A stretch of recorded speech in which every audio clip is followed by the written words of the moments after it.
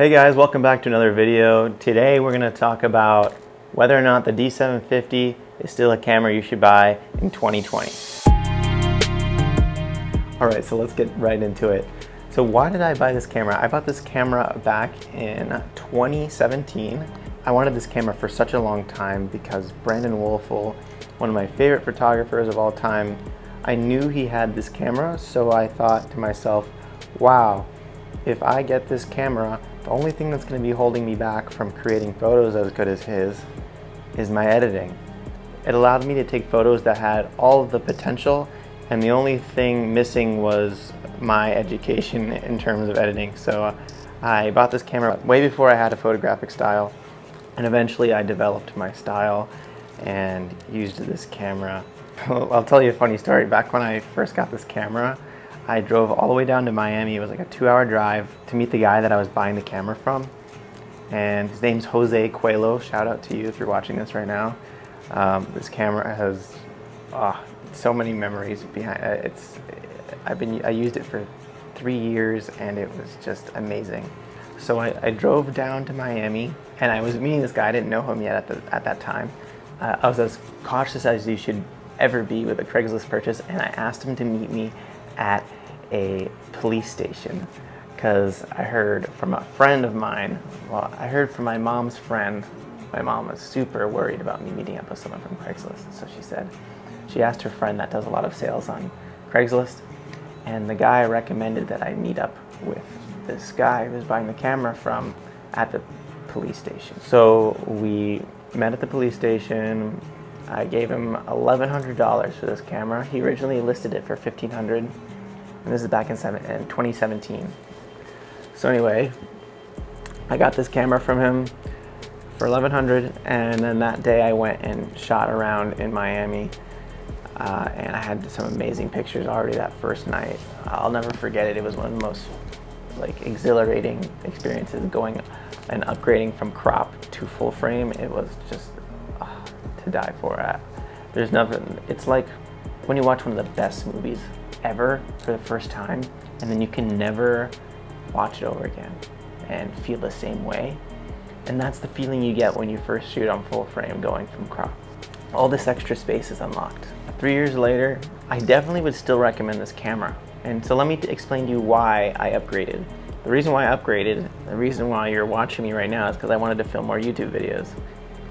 If I didn't have this burning desire inside of me to film YouTube videos, then I definitely would have still stuck with my D750 because the photos on it are incredible, they're perfect. So I upgraded to the Z6, which you're looking at me on now, and it's perfect. It does photos exactly the same as this one with the same interesting Nikon colors, but it has really good autofocus. So when I was using my D750, I could not do this.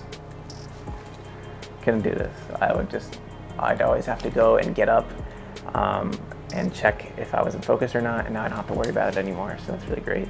If you go online, you can find a D750 like this for around, ironically enough, $750.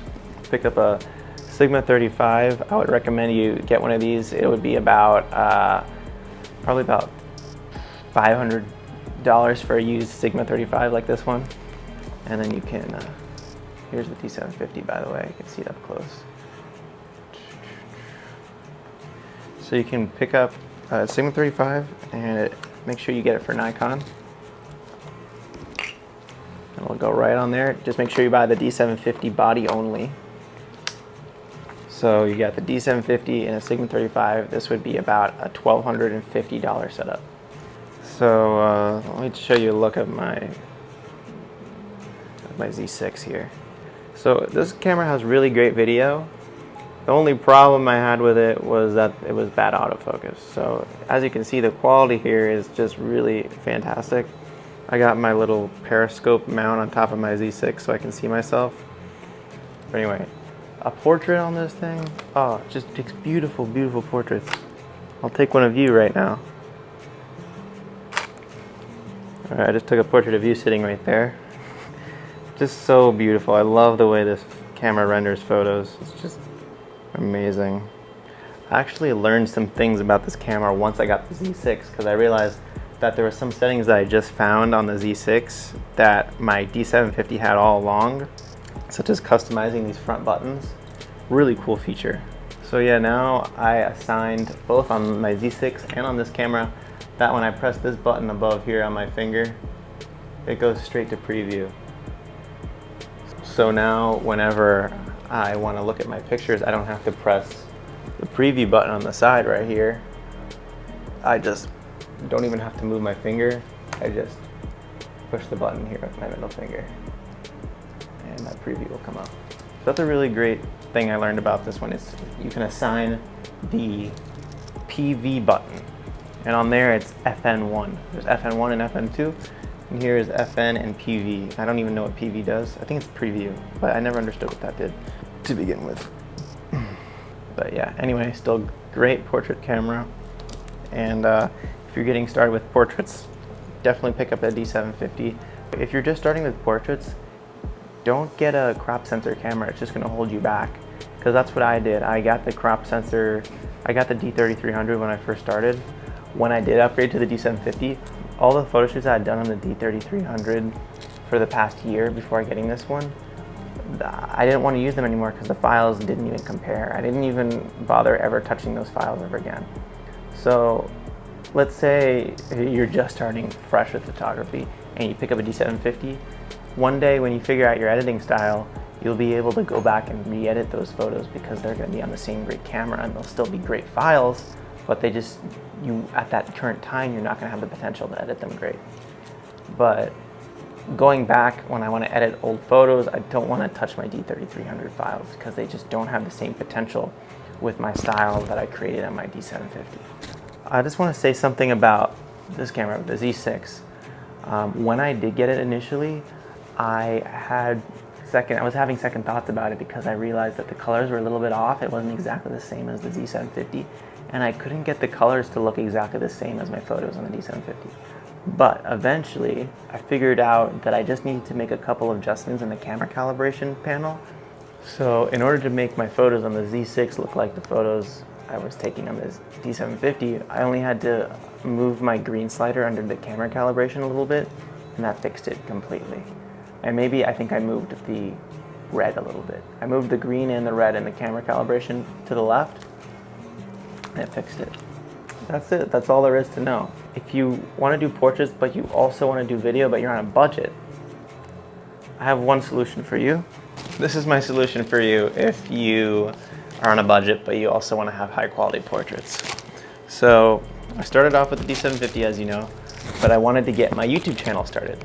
So what I did is I picked up this little Canon right here off of eBay for about $30, and wow, I went through 5 of these things. I smashed them. I would leave them on the side of the road I would point them to me to film myself taking photos. And if you go to my main YouTube channel, you can see all of the videos taken on this thing. I'm still posting them because I have such a backlog of all these videos I filmed on this in the past year.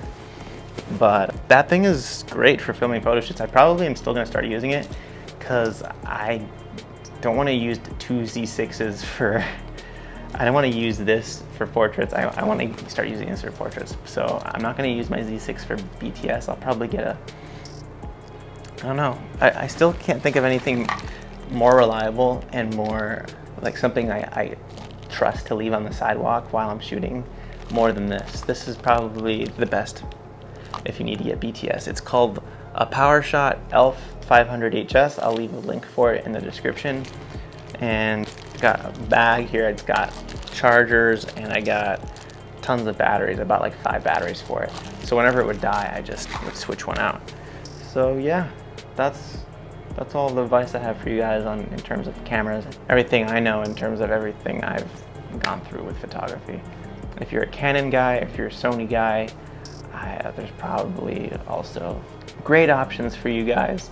I know that the Canon EOS R has a flip out screen. That's pretty cool, but the EOS R just doesn't do as well in low light, so that's why I didn't go with that one. Low light is my main go-to with photography, and so that comes first. What comes first for me is low light photography performance.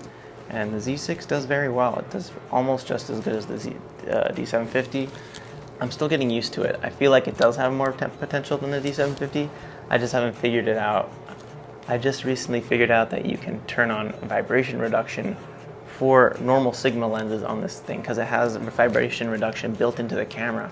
So I've been experimenting with using lower shutter speeds on the Z6 for low light photos to unlock extra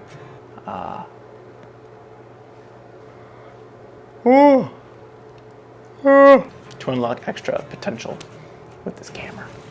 That's it. That's all I got for you. Thanks very much for watching my boring talking on camera video, because I'm still getting used to doing this. Like, I'm not really that good at this yet. But if you want to like continue watching me on my journey of making videos talking on camera and like doing these kind of face-to-face videos, please subscribe. And also you can help me by telling your mom about my YouTube channel, because if your mom subscribes, then it will just have twice as many people following me every time someone tells their mom. All right, thank you very much. Have a good day.